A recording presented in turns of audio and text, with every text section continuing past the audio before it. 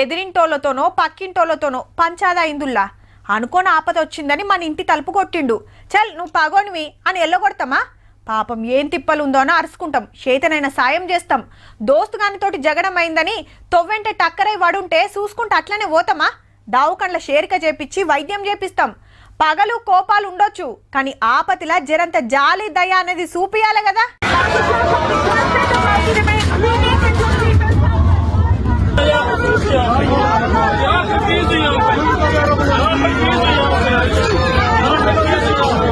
గాళ్లే విమానం లోపట 227 మంది.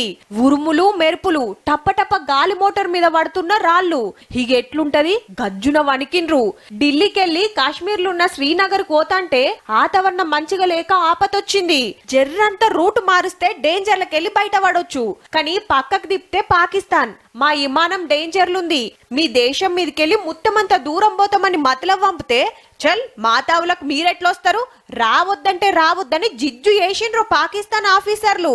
ఇంత గాలి దుమారం పెరిగి విమానం రయ్యిన కిందికొస్తుండే వరకు సీట్లకు గట్టిగా పట్టుకొని ఏడ్చుకుంటా కూకున్నారు.